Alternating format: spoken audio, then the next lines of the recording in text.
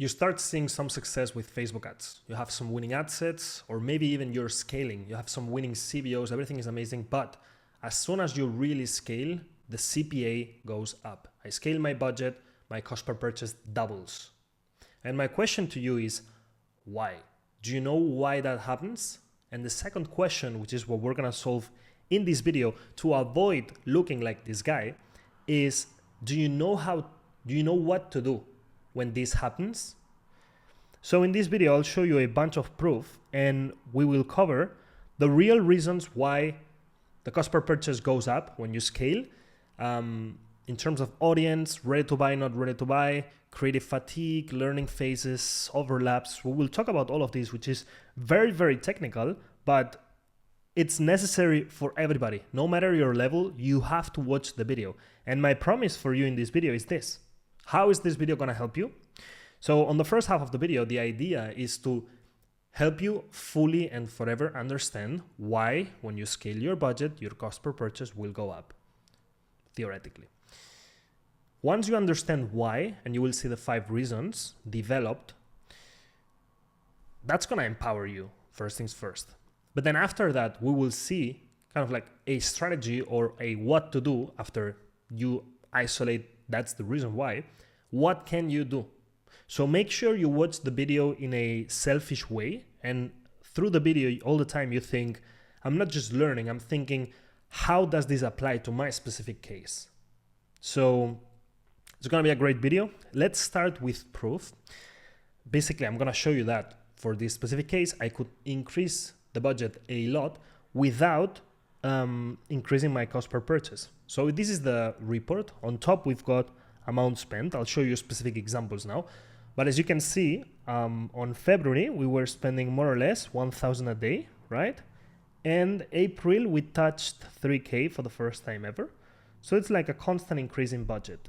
And the cost per purchase right here was quite stable, not higher than 20 majority of the time, and not lower than 15. So quite flat. If we look at February 15th, I was spending 800 euros a day and my cost per purchase is 14. Okay. 1st of March, I'm spending 984 and my cost per purchase is also 14. Okay. March 15th, I go already almost to 1.5K a day and my cost per purchase is 16. All good so far. April 5th, 1.8K and my cost per purchase is 16. 14th of April, 2.8K and my cost per purchase is 17. And last, April 20th, 3.2K daily ad spend and my cost per purchase is 23. 23 is more expensive than 14? Yes. 23 is still profitable? Yes. So in this case, volume will compensate that. It is quite difficult, if you know a lot about Facebook ads, it is quite difficult to spend 3K a day with a cost per purchase of 23 euros. But the main thing that I wanted to prove here is that, at 700 a day, we're getting this cost per purchase of 14, and then we get a very close 16, spending 1.8K. And this is quite consistent, right? So now for this brand, this is a fashion brand, if we look at February, what did we spend in general? You see there, 33K, 34K, and cost per purchase 18. And now if I look at April, this is April, you see it on top, 73K total ad spend, cost per purchase of 18. So my cost per purchase is literally the same. You see it there, but I almost triple the sales. So yeah, you see it there, from 33K per month, 73K per month, 2.2x more ad spend, same cost per purchase. It's not easy to do, but in this video, I'll try to share everything that I know in terms of achieving this with you, so you can take it with yourself. If you don't know me, my name is Manuel Gomez, Facebook ads scaling specialist, mainly for e-com brands. Spent over 25 million in the platform, and I've done some crazy scalings, like taking this brand or helping them scale from 700K per month to 3.3 million per month in 3 years that I've been working with them. And this one in 2 years from 40K per month to 711K per month in revenue. So yeah, let's get into the video. the real reason why your CPA doubles or more when you scale. We're gonna see 5 of them. Let's go with the first one. Your ads are only relevant to a very small part of the audience. Before I go into this, just to be clear with everybody, before you go into these 5 reasons, bottleneck mentality. So you have to think, first of all, my ROAS is breaking. Do I have a traffic bottleneck or do I have a conversion bottleneck? Meaning, the specific days when my ROAS starts dropping, is it because my CPC is going up, or is it because my conversion rate is going down? Or AOB going down. These are the 3 metrics you have to look first, all right? And then we can get technical into what we're gonna see now. But this is the very beginning, because if it's the CPC, then I will ask you, is it the CPM or the CTR? And if it's the CTR, we're gonna work on your creatives. If it's the CPM, it's gonna be a little bit more technical and more reasons why, inside the ad account, outside, etc. And if it's a conversion rate, we will see if it's the add to cart rate from landing page, or if it's from cart to checkout, checkout to purchase. We will see it. Or AOB, we fix front-end offer. There's a bunch of things. But let's get into the video actually. So, reason number one, why when you spend more money, you reach more people and nobody wants to buy. So reason number 1 is your ads are only relevant to a very small part of the audience. So here's an example. If I was running this brand and all of my ads say busy moms, think about it. I'm targeting broad and I'm going for moms, and specifically moms that feel busy. And even more specifically, moms that feel busy and are actively looking or checking out or supplements. It's a super small market. So if this was my only angle, I'm screwed. And then another example with Nike, you see that supplements and beauty and all of these things that have a tangible result, I'm looking more into angles. Think about it. And now for fashion, if I was selling fashion and I'm only promoting one type of product, imagine Nike is only promoting these sneakers, look pretty ugly. It's for some people, right? So if I'm targeting broad, millions of, let's say men in this case, millions of men, and only a small portion of the market actually like these sneakers, as soon as I burn the initial audience and I start going to a broad audience, this broad audience is gonna be like, I'm not interested, I don't like it. So that's gonna be the issue. How do we solve it? Option 1, you do these sniper ads that are targeting a specific person, that are very personalized, but you do lots of angles. So you would say busy moms, then you would say busy dads, then you would say businessmen, then you would say angle skincare, and you take this supplement and you don't need to use creams, and the angle of digestion, and the angle of sleep, and you would start opening many things, because each way to sell the product is gonna apply to a different type of audience. It's gonna be relevant for a different type of people. And then option 2, broad ads. Broad ads in fashion would be the type of ad that features a lot of products. So if we look at this, Nike is running a lot of dynamic carousel ads. So these are dynamic carousel ads. What does it mean? First of all, Facebook's gonna choose what I see, and it's gonna choose differently what you see. And Nike is just providing a product set that has 2,000 products.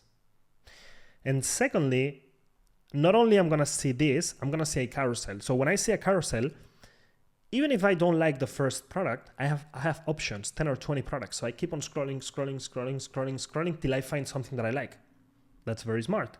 And here's another example that I've used a lot in fashion, which is, okay, maybe me personally, I don't like green and I don't like pink and brown, summer's coming. Why would I wear brown? It doesn't make sense. But gray sounds good. I'm always wearing white sneakers, white's getting boring. Gray is pretty cool. Yeah, okay. So you see, but that's Manel. But what about you? Maybe you say, this gray I don't like. These ones I already have them. Brown, no, because summer's coming. man, green looks super good. For the summer, looks fresh, looks nice. Okay. So Nike is giving you options. So this ad is relevant for a lot of people. Does it make sense? Now, if you're selling something that has a result, like a supplement or beauty or stuff like this, if you look at Dr. Squatch, they do a lot of marketing in regards to, like, they're targeting single men that wanna be more successful in their dating life. So you see it here. It's transforming men's game. They use a lot of UGC from good-looking women. Same thing here. And then other things. Smell like nature intended. So we see one big part of their marketing is this dating and good-looking women, etc. Then the actual smell. People will buy because they care about the smell. Okay. Then they open a completely new market, let's say, or they uncover a new audience by using Mike Tyson in their marketing. So people who love Mike Tyson might buy the product because Mike Tyson is advertising it. And so that's like they're pulling a new audience from Mike Tyson. And then another one, people think Dr. Squatch is expensive, a different type of audience.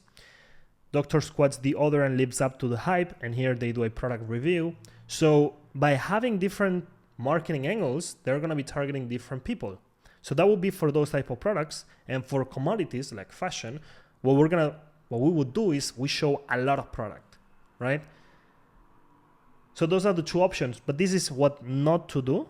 I mean, this type of ad is good, but you have to have multiple angles. And this is what not to do in all the ad account, just that one product. Because Facebook is really good at finding low-hanging fruits and giving you customers fast. But then if I take this ad and with only this ad, I want to spend $3,000 a day, I can guarantee you it's impossible.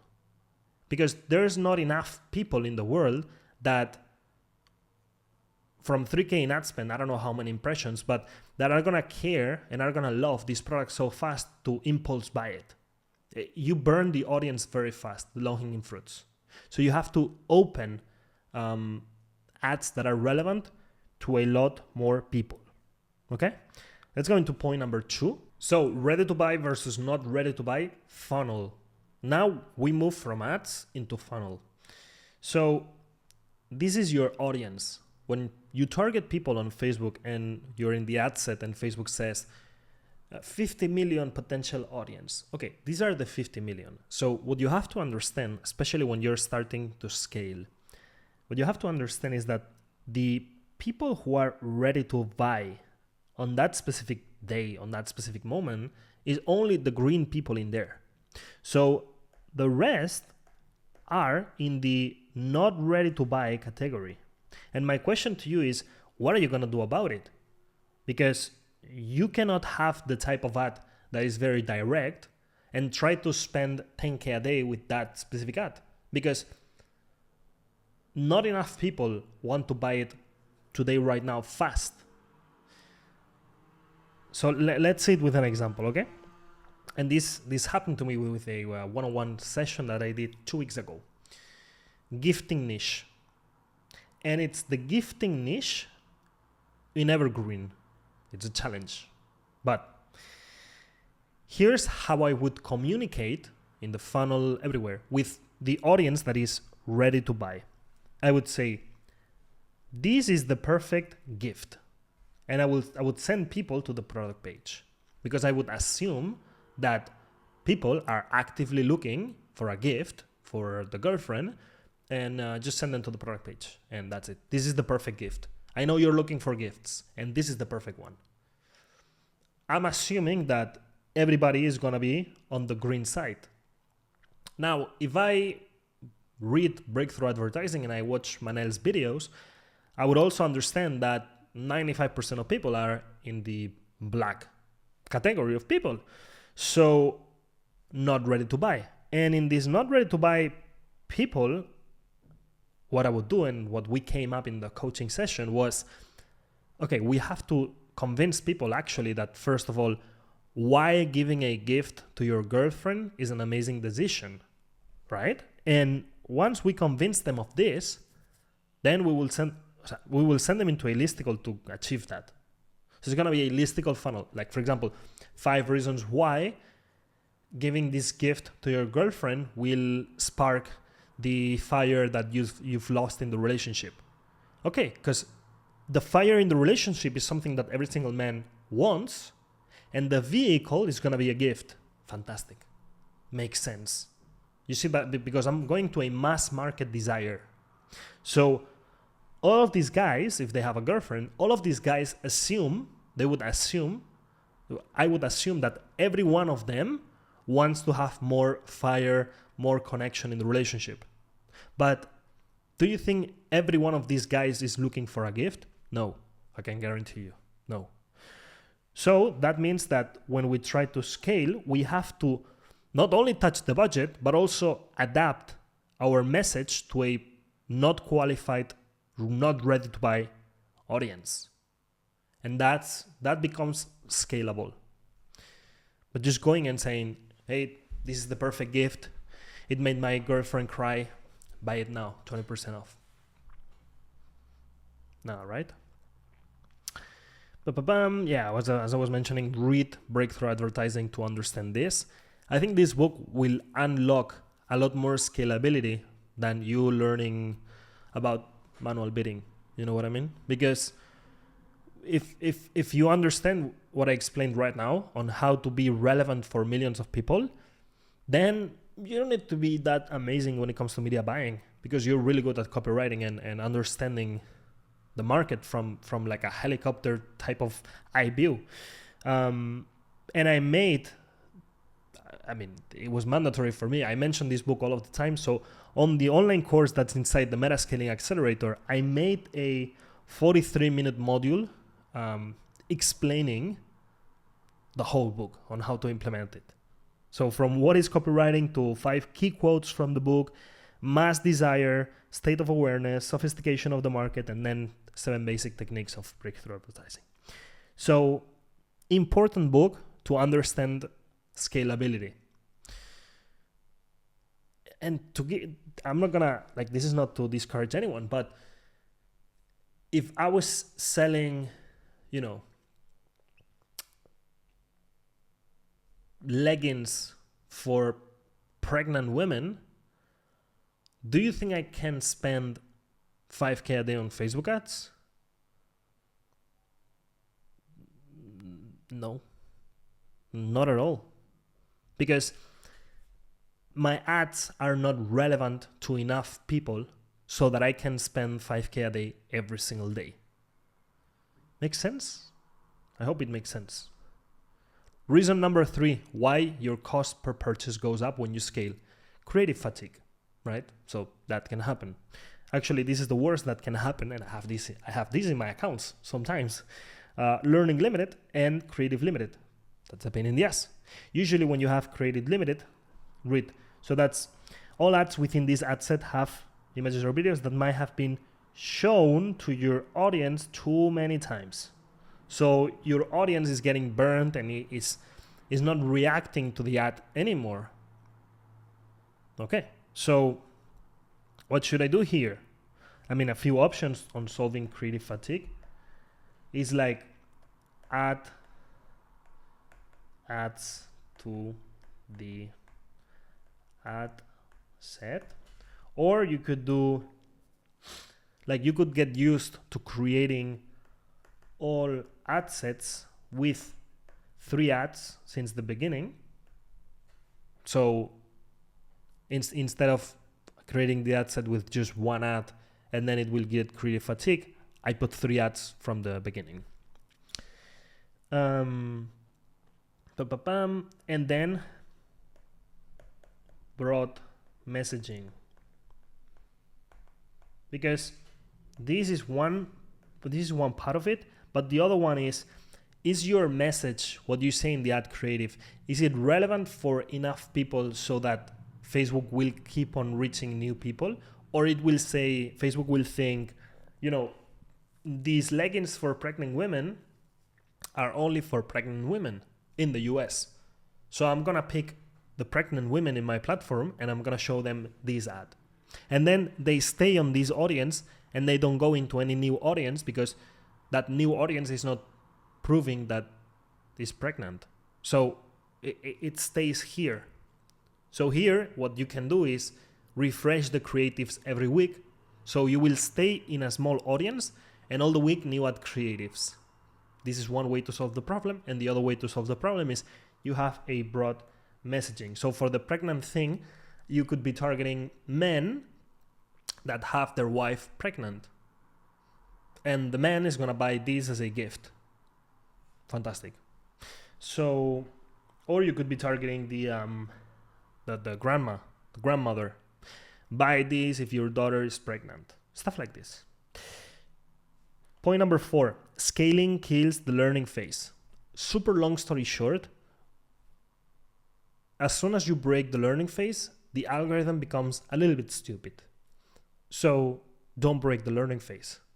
If you have an ad set that appears as active and not learning limited, appears as active, don't break it. So Facebook is using 2 algorithms to deliver the ads. Okay, the exploratory algorithm and the good algorithm. The first one, I know the name. The second one, there's no specific name, but it's the good algorithm. Now, the goal of the algorithm, both, is to deliver the most relevant ad to a user that for sure will be interested on it. And secondly, to help you make more money as an advertiser. Okay, the exploratory algorithm is the learning algorithm. So the algorithm is figuring out stuff. Like this is a stupid algorithm. So it's making A/B tests to figure out who your customer is. So even though you're selling, leggings for pregnant women, Facebook will think, I will take it to the extreme for the example, will think, who might buy this thing for pregnant women? Men or women? I don't know. I'm just going to target both and see who clicks. Women are clicking. Okay. But is it women 20 years old or 55 years old? Let's see. Let's show the ad to everybody and figure it out. It's 30 years old, 35. Okay, fantastic. And is it this type or this type? It's figuring out the stuff. And when in the good algorithm, when the ad set appears as active, that means that it's already learned who is the exact target customer and is only targeting those people efficiently. Now, what happens? People go into active and they are being very successful, everything fantastic, and then say, it's going incredible, I'm going to increase my budget. And their daily budget was 45 a day and they go to 80. And this is like a 90% change. So this is a significant edit. And then you break the learning phase. So it goes from active to learning. And that goes into the exploratory algorithm. And then you're spending 300 a day in the exploratory algorithm. And you say, man, when I used to spend 45 a day and I was active out of learning, my ROAS was 3. But now I'm spending 80 a day. It says learning limited. And my ROAS is 1. Yeah. No way. Really. Because you broke the learning phase. So just don't break it.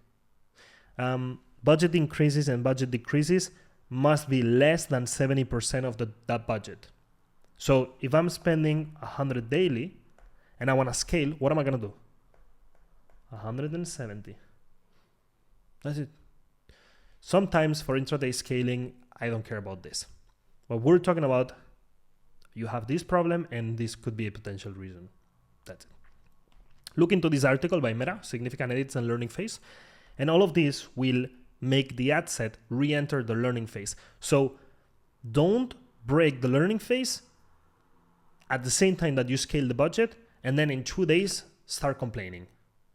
Because the reason is you broke the learning phase. Any change to targeting, any change to the ad creative. So if you change the link or the copy, change to the optimization event, adding a new ad to your ad set. This is a big one.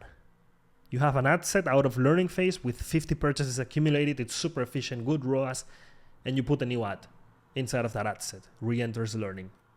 Pain in the ass, mistake. So yeah, that's that. By the way, point that I want to make in here, you do not need 50 conversions per week to stay out of the learning phase. It's a lie, but Facebook wants you to spend a lot of money. You need 50 conversions stored in the ad set since the last significant edit. So you will see in your account that you have ads that you have at $20 a day, and they don't make 50 conversions per week. They make 10 conversions per week, but you have not made any significant edit since December, and they are out of learning phase. They are as active, and they are efficient, and they work great. So keep those. Last one, audience and auction overlap. This could be a reason why your CPA goes up when you scale. To an extent, my opinion is you cannot avoid it. So when we're going for the low-hanging fruits, the audience is the audience. And Facebook knows who is very likely to buy. And it might be a very small audience. And then the auction,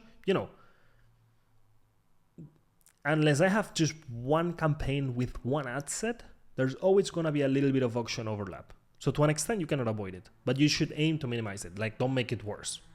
And I love horizontal scaling, but what I'll tell you is I do not duplicate the same thing over and over and over. Some people ask me, when I have an ABO ad set, do I move it into a CBO? And I say, manual bidding? And they say, no, like a normal CBO. I'm like, you're duplicating the same thing because it's ABO versus pretty much ABO. So the ad set that gets all the budget in the CBO is going to be duplicated doing the exact same thing. There's no change. So I'll show you what I do. This is a new campaign that we've launched, a new product with a client. So you will see this one right here is the ABO testing. Then on top, I've got Advantage Plus.